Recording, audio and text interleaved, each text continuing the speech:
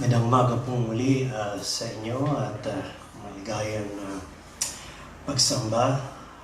Kapayapaan po ang nais kong ipagkaloob sa inyo mula po sa ating Panginoon at sa kanyang mga salita. Sa linggong pong ito ay dinadaos natin yung pagpasok ng ating Panginoong Hesus sa Jerusalem, sa kanyang tinatawag na triumphal entry. So it's a Palm Sunday na ating pong celebrate at itong linggong to ang kanyang paghihirap at sa Sunday ay ang kanyang pagkabuhay na maguli. At first time po na malamang ay tayo po ay magkakaroon ng tinatawag nating sunrise service sa ating mga bahay. At no doubt po na tayong lahat na nasa bahay ay bagamat malayo sa isa't isa at naniniwala tayo ng Espiritu ng Diyos ay pinag-iisa po tayo at ang mga Espiritu at mga desire natin ay iisa lamang. Ito po ay magbigay ng kaluwalhatian sa ating Panginoon. Halos 3 linggo na rin po tayo na mahigit na hindi nagkikita. Wala akong nagte-text sa akin, bihirang-bihira, bagamat sa Messenger ay marami mga message ang binibigay ng aking may bahay, si Wyatt, at mga respond. Nababasa ko po ang mga ilang mga respond po ng mga message po ninyo. At na-encourage din po ako sapagkat so far, wala naman natatanggap ako mga balita na kung saan ay isa sa atin ay o higit ay mayroong karamdaman, lalo na po itong COVID. Patuloy po nating dinadalangin ang sitwasyon ng ating bansa at ng ibang mga bansa. Ang totoo po ay itong mga nakarang araw, hindi ko po alam kung ano ang aking magiging damdamin sapagkat may time po na ako'y masaya. Sapagkat marami akong oras na pwede kong ibigay maging sa aking sarili, sa mahal ko sa buhay, sa pamilya, o kaya sa time na kung saan ay pakikinig at ganun din papanood at pag-stay dito sa bahay ay masaya din po. Pero dumarating po ang pagkakataon na ako rin po ay dumadanas ng kalungkutan. At minsan ay mayroong pag-agam-agam, minsan mayroong pag-aalala, o kaya ay mayroong takot. Ano po? Tuwing umaga, tinitingnan ko po ang maikling balita. Paggising ko ng alas 5 ng madaling araw, alas 6, yung bilang ng dumadami ko sa COVID ng bansa natin, at maging sa Spain, sa Italy, sa Amerika, at sa iba pang mga bansa. Ano po, nagsimula po sa atin ng mga hundreds, ngayon po, libo na rin ang inaabot. At meaning ko ay meron po sa aking pag-aalala at takot. Ganun pa man ay hindi lamang lakas ng loob ang nais kong ipagkaloob at i-share sa inyo, kung hindi kapag tayo ay dumadalangin at tumaharap sa Diyos at sa ating Panginoon at sa Kanyang mga salita, doon tayo nagkakaroon ng lakas ng loob. Sapagkat tunay nga na mayroon tayong Diyos at Panginoon na buhay, na nagbibigay ng kalakasan sa atin sa panloob natin pangailangan. Nagbibigay ng kapayapaan sa atin, sa ating puso, sa ating damdamin, sa ating kaisipan. Lalo na ang kanyang maraming pangako sa kanyang mga salita. Ito lamang po ang pinangahawakan natin sapagkat walang mga salita at pangako na kailanman ay hindi tutuparin ng ating Diyos ng ating Panginoong Hesus, na siyang nagbigay sa atin ng tunay na kapayapaan at tunay na buhay. at lalo higit nagbigay ng tunay na kaligayahan na hindi natin makikita kahit saan at kahit anong bagay at kahit kanino man maliban sa ating Panginoong Hesus. Siguro 3 days ago, pumunta ako sa tindahan. Gamit ko po ang aking bisikleta at paraphernalia. Minsan ang hirap paniwalaan sapagkat sa karsada ay halos wala kang makitang mga tao. Hindi mo alam kung matutuwa ka o malulungkot sapagkat wala kang makitang maraming mga sasakyan at maraming mga dumadaan.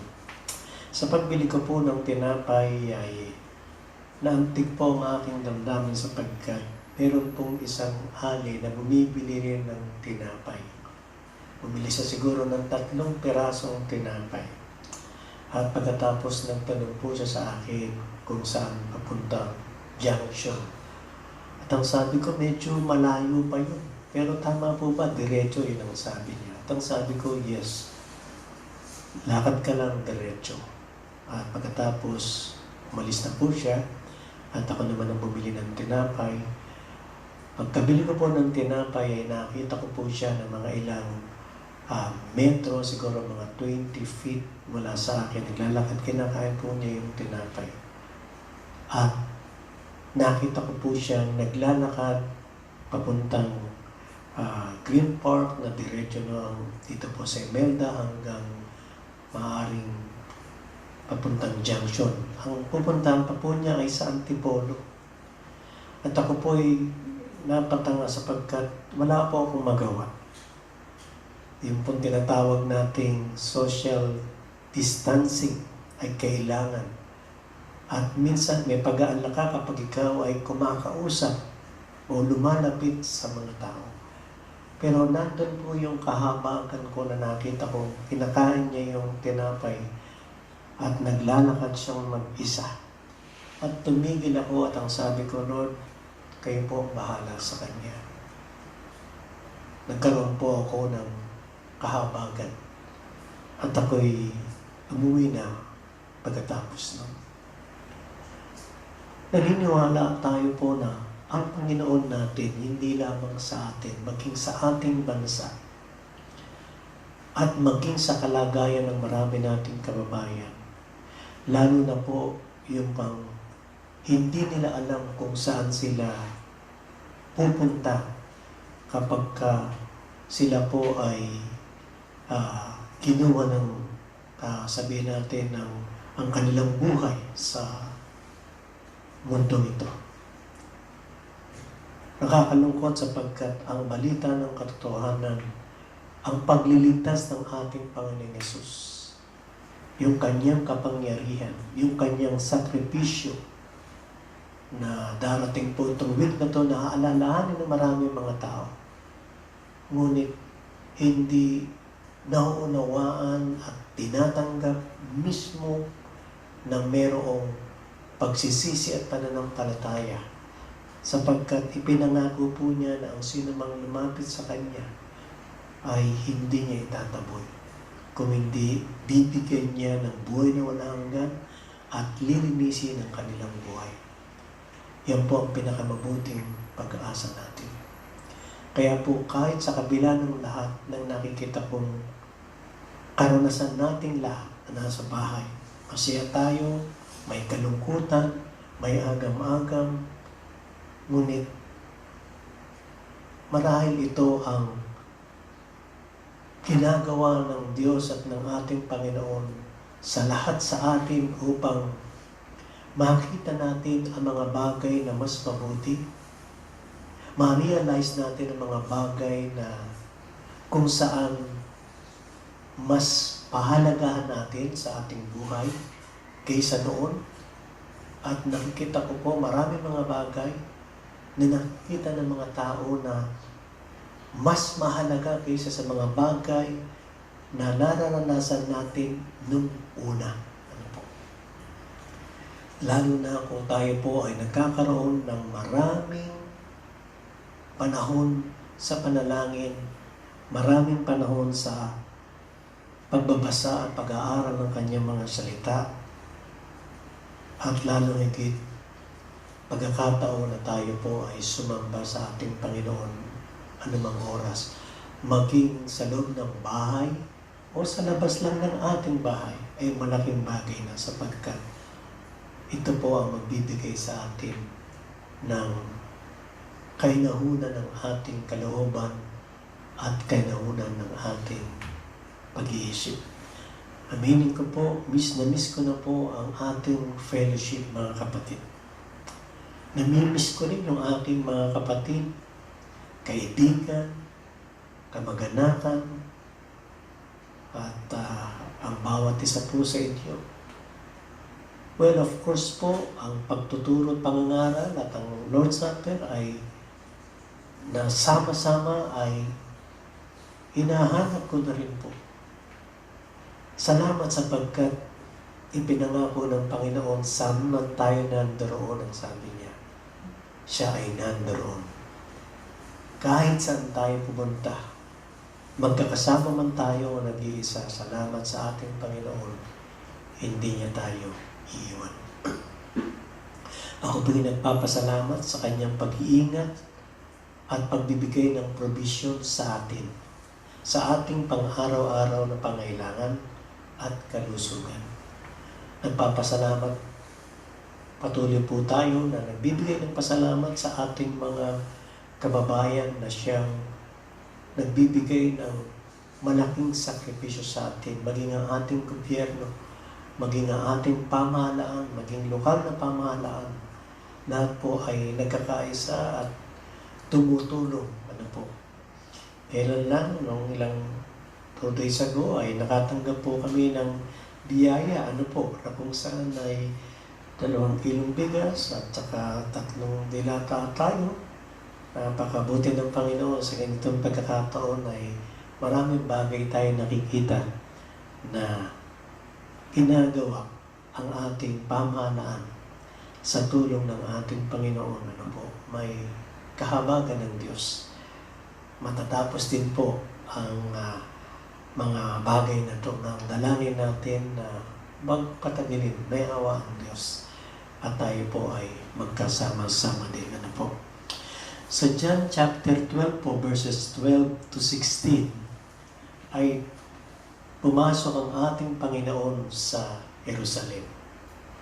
Ito pong sina Matthew, Mark, Luke, John, isinulat po nila ito pong triumphal entry ng ating Panginoon na isang katuparan sa Old Testament na siya po ay papasok sa Jerusalem sakay ng asno. Ano po? Matagumpay na pagpasok. Nakakagulat sapagkat ang mga tao ay sobrang saya pagkat inisip nila na ito ay araw na kung saan ipakikita ng Panginoon ang kanyang kapangyarihan, ang kanyang pagiging Kristo at Misaya. Pagamat later, pagkatapos po nito ay inaasahan nila yung victory yun ay kaagad makita nila, ngunit ang nakita nila ay ang tinatawag na servant king. Ang nakita nila ang ating Panginoon Yesus ay ang pagkabigay niya muna ng kanyang sarili sa pagbayad sa ating mga kasalanan at pagkatapos saka po siya mabubuhay na maguli at nandoon po yung ganap na victory. Ano po? Pansamantala yung kanilang kaligayahan. Pansamantala yung kanilang pananampalataya. Sapagkat later, yung sinisigaw nilang Blessed is he who comes in the name of the Lord, Hosanna, blessed is the King of Israel. Later, sisigaw ng mga tao ito, crucified him. Ipako siya sa krus at ipako siya sa krus. Napaka-transient po ng sabihin natin pananampalataya o pagkakilala ng isang tao sa ating Diyos. So, ganito pong sinasabi sa verse 12, pababa. The next day, the great crowd that had come for the feast heard that Jesus was on his way to Jerusalem. They took palm branches and went out to meet him, shouting, Hosanna! Blessed is he who comes in the name of the Lord. Blessed is the King of Israel. Jesus found a young donkey and sat upon it, as it is written, Do not be afraid, O daughter of Zion. See, your king is coming, seated on a donkey's colt. At first, his disciples did not understand all this. Only after Jesus was glorified did they realize that these things had been written about him and that they had done these things to him. Yung mga alagad, maging sila ay hindi po nila kayang ma-reconcile yung nangyayaring event na yun. Later na lang po, matapos ng ating Panginoong Yesus ay mabuhay na maguli at makita nila ang kapangyarihan at ibinigay sa kanila ang banal na Espiritu, doon nila nakita ang marami mga bagay tungkol sa hula sa lumang tipan patungkol sa ating Panginoong Yesus at natupad ang lahat ng ito sa buhay ng ating Panginoong Yesus mula sa kanyang kapanganakan hanggang sa kanyang pagkabuhay na maguli. Kung titingnan lamang at babasahin ng tao ang banal na kasulatan at tingnan kung sino ang ating Panginoong Yesus ang kanyang buhay, ay hindi magkakamali ang sino man na tunay nga ng ating Panginoong Yesus ay anak ng Diyos. Siya ang kaisa-isang Kristo, the Anointed One, na sinugo ng Ama para sa atin. Isa may nabasa po ako na isang pangyayari na kung saan isang Japanese o isang Hapon na nagbasa ng Biblia. And then later nagtanong siya at ang sabi niya, sino itong Jesus na binabanggit sa akin binabasa ng mga simulat ni Juan, Marcos, Lucas, si Matthew? At ang sabi niya, hindi lamang siya tao, siya Diyos. At totoo po, ang sinamang tao na titingin sa buhay ng ating Panginoong Yesus sa kanyang mga sinabi, sa kanyang mga himala, sa kanyang mga ginawa, at lalong higit sa kanyang kamatayan at pagkabuhay na maguli, makikita natin na walang ibang tagapagligtas kung hindi ang ating Panginoong Yesus. Walang ibang pangalan kung hindi ang ating Panginoong Yesus. Walang ibang Son of David o Hari ng Israel maliban sa ating Panginoong Yesus. Walang ibang darating sa future na magiging hari magpakailanman kung hindi ang ating Panginoong Yesus. Napakalinaw po ng banal na kasulatan na tunay na hindi lamang po pagbibigay ng encouragement sa atin kung dito po'y katotohanan tungkol sa ating Panginoong Yesus na ating kaligtasan. Ang bagay po ditong maganda na makita ng bawat isa po sa atin na ang mga tao po ay sumisigaw ng hosana, ng pagpupuri o ng pagsamba. At ang sabi, Blessed is he who comes in the name of the Lord. Masasabi ko po, ako'y mapalad. Hindi dahil lang po sa maraming biyaya at magandang karanasan na akin pong naranasan at natanggap mula sa Diyos, sapagkat ang pinakamalaking biyaya na natanggap ko na isang araw ako po ay lumapit sa ating Panginoon Jesus. When I was 11 years old or 13 years old and then 19 years old, I accepted the Lord Jesus Christ as my Lord and Savior. I repented on my sin and then realized na hindi ko po kaya iligtas ang aking sarili. Then, sa awa ng ating Panginoon, ako po'y niligtas. At isa po ako dito, Blessed is he who comes in the name of the Lord.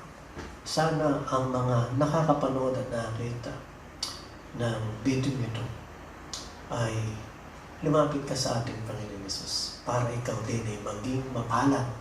Hindi sa isang relihiyon, hindi sa isang organisasyon o institusyon, hindi sa gawa o kilos ng sino mang tao, maging pastor o sino man, kung hindi sa pangalan ng ating Panginoong Yesus lamang tayo maliligtas. Ang isa po dito din makikita natin sa verse 14 na yung pong inihula na siya po ay uupo sa isang donkey, nagpapakita po ng kanyang pag-upo sa donkey ay hindi lamang hula, kung hindi nagpapakita ng ating Panginoon Yesus ay mapagpakumbaba. Tinawag na po siya na servant king. Meron po tayong awit niya. Kung siya po ay makikipagdigma sa mga Roman soldier o Roman emperor, ay dapat sa isang kabayo siya nakasakay kasama ng kanyang mga soldiers. Hindi po, siya po ay nakasakay sa asno. That it talks about and it showed about His humility. Ang ating Panginoon Yesus ay nagpakababa para sa atin. Ang dalangin po natin, maging sa verses 16, ma-realize po natin ang lahat ng mga sinabi sa mga nakasulatan na magbigay ng karunungan sa atin at patuloy pa natin makilala ang ating Panginoon Yesus. Hindi lamang po sa atin bilang tagapagligtas, kung hindi sa araw-araw ang kanyang pangalan, ang kanyang kalwalatian, ang makita natin upang tayo po ay lumago sa ating spiritual na pamumuhay. Ano po? Sa ating po pagpapatuloy dito po sa John 14, verse 1. Kanina binanggit ko na mayroong kalungkutan sa aking puso sapagkat nararanasan po natin yung nararanasan natin ngayon. Ano po, nakakaibang buhay na meron tayo. Ganun pa man, naalala ko po nung binasa ko ulit ito, sinabi ng Lord, do not let your hearts be troubled. Trust in God, trust also in me. Pagkatapos, nandun na po yung pangako. Ano po? Simpleng sinabi ng Panginoon, sabi, huwag tayong magulumihanan. Ang mga alagad, they were troubled sapagkat prior dito po sa chapter 13, ang sabi ng ating Panginoon, aalis siya. At siya ay aalis pansamantala at ang sabi sa mga alagad, kung saan ako pupunta, hindi kayo makakapunta. Then later on, saka kayo pupunta. At pinag-usapan din po na kung saan siya po ay ibibitray. Ano po, pinakita po na si Judas. At pagkatapos sinabi na siya po ay hulihin at pagkatapos po pahirapan. Kaya sila po ay nagkaroon ng tinatawag na trouble o pagkatakot o pag-aalala. Sapagkat they have been with Jesus for 3.5 years at ngayon aalis siya. So, parang naranasan nila at naramdaman nila na parang they will be like orphans na kung saan walang mga magulang, iiwan sila, walang magilid sa kanila, paano na lang sila. Though, of course, later, makikita po natin sa mga susunod na the Lord will send them a comforter na kung saan yung pong banal na espiritu ay pagkakaloob sa kanila. Ang sinabi ng ating Panginoon, do not let your hearts be troubled. Ang sabi niya, trust God, trust also in me. Dito po makikita natin ang kadyusan ng ating Panginoon. Trust God, trust also in me. Ang ating Panginoon Yesus ang siyang sabihin natin, Diyos, anak. Merong Diyos Ama at ang banal na Espiritu po. Hindi si Pedro, hindi ang sino man, kundi ang ating Panginoong Yesus. Ano po? Then sa chapter 16 po, nagbigay din po ng kalakasan sa akin. Sapagkat sa chapter 16 verse 24, ang sabi po ng ating Panginoon sa kanyang mga alagad, until now you have not asked for anything in my name. Ask and you will receive, and your joy will be complete. Marahil sila po ay hindi, bagaman dumadaan sila ng trouble, hindi sila dumadalangin ng specific para sa kanilang mga karamdaman o sa mga trouble nila sapagkat kasama nila ang Panginoon Yesus ng time na yan. But later, nung siya umalis, katakot-takot na sila ay talagang nagsama-sama at nanalangin. Ngunit ipinangako ng ating Panginoon ang sabi niya, until now, you have not asked for anything in my name. Ang sabi niya, ask and you will receive and your joy will be complete. Marahil nagkakaisa po tayo ng unang hinihingi natin sa pangalan ng ating Panginoong Yesus. Ngayon, na tayo po, ang ating bansa ay palayain dito po sa coronavirus 19. Hindi lamang po ang bansa natin, kung hindi maging ang ibang bansa. Ano po, sa Asia, sa Europe, sa North America at halos maraming mga bansa na nagbibigay po ng kalungkutan at takot sa atin at nagtatanong bakit nangyari sa atin ito. Isang bagay lang po ang pwede natin gawin. Hingin po natin sa ating Panginoon. Mamaya, sama-sama tayong manalangin na palagpasin na ng Panginoon ang karamdamang ito at ang sakit na to sa atin at sa ating bansa. At ingatan tayo habang ito po ay nandirito pa. Nais ko pong magbukas dito po sa verse 33 ng chapter 16 na isa na namang pangako ng ating Panginoon. I have told you these things so that in me you may have peace. In this world you will have trouble, but take heart, I have overcome the world. Yan po ay sa Matthew 16:33. Ang sabi ng ating Panginoon, sinabi ko ang lahat ng ito, maging ang mga bagay na mangyayari sa Kanya. At ang sabi niya, at sinabi rin niya ang Kanyang kapangyarihan ng sino mang lumapit at tumawag sa Kanya, ang sabi niya, ay pagkakaloob niya. At sinabi niya to, ang sabi niya, that you may have peace. Sa Panginoon lamang manggagaling ang tunay na kapayapaan. Hindi po kayang gawin ng sinuman, hindi natin kayang bilhin ng anuman, kung hindi mismo ating Panginoong Yesus sa ating puso at kalooban, He will bring us peace. At ang sabi niya, in this world, you will have trouble. Kaya po may mga pagkakataon minsan sa mga nakikita natin na mga bagay dito sa sanlibutan, maging kasamaan, iba't ibang uri ng kasalanan, at iba't ibang mga bagay na pangyayari tulad nito, nagkakaroon po tayo ng trouble. Sinabi ng ating Panginoon na habang tayo po ay nandirito, dadanas po tayo ng mga problema, dadanas po tayo ng mga trouble. Pero, ang sabi ng Panginoon, but take heart, I have overcome the world. I have overcome the world. Yan ang sinabi ng ating Panginoon Yesus. Nangyari po yan nung mahigit na 2,000 years ago, nung siya po ay pinahirapan at pinatay sa krus. Then after 3 days, sabi po ng Banal na Kasulatan, nabuhay siya na maguli. He conquered death. Ano pa po ba yung sakit? Kung ang kamatayan ay nagapi ng ating Panginoon, siya ay nabuhay na maguli.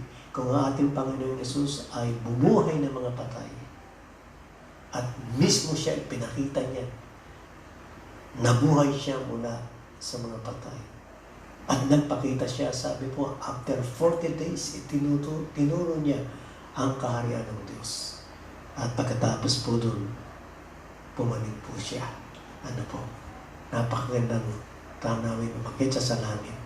At pinangako niya na siya po ay babalik muli. At napakikita niya na siya po ay isang Diyos at makapangyarihan at hari magpakailanman. Ang sabi niya, I have overcome the world. Ang challenge po sa ating lahat, ano po? Ito pong victory nito at saka itong pagka-overcome, nararanasan na po ba natin yan?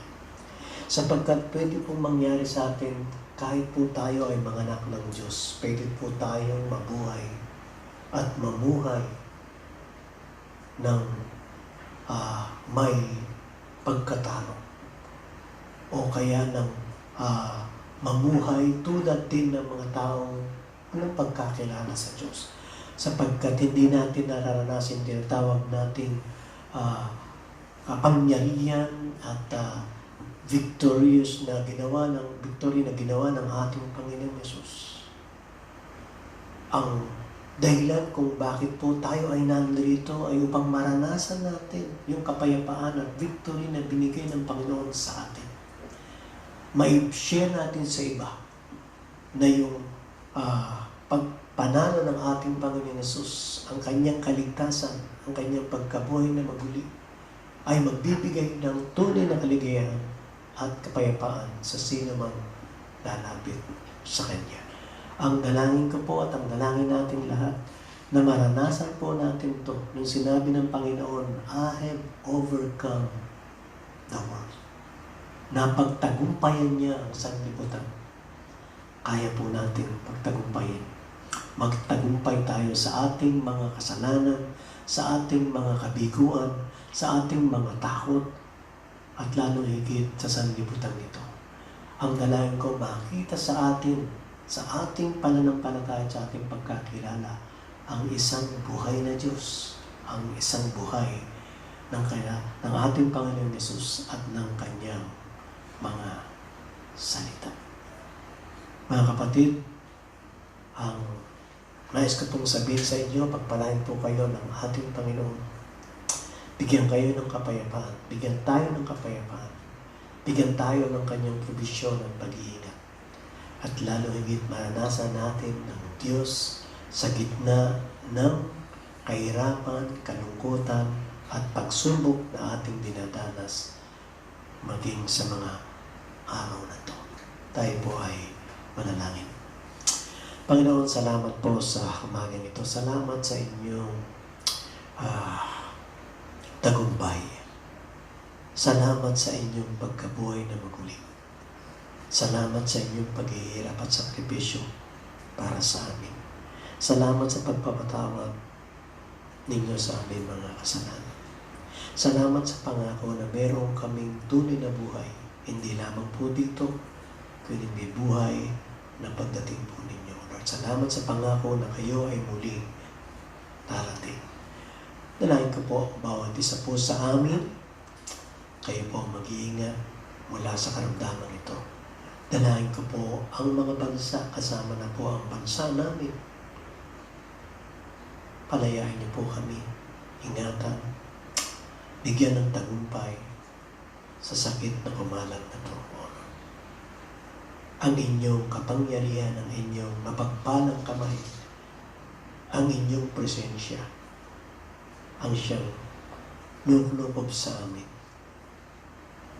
Kaya ang dalangin ko, Panginoon, ng bawat isa at bawat pamilya, bawat anak niyo, Lord, bigyan niyo po kami ng tagumpay, bigyan niyo kami ng kapayapaan, bigyan niyo kami ng kaligayahan sa kabila ng aming naranasan. At lalo higit, bigyan niyo po kami ng pananampalataya at patuloy namin kayo makilala sa araw-araw. Marami pong salamat sa pangalan ng aming Panginoon Yesus. Ang lahat ay magsabi ng Amen at Amen. God bless po mga kapatid. Pagpalain po kayo ng ating Panginoon.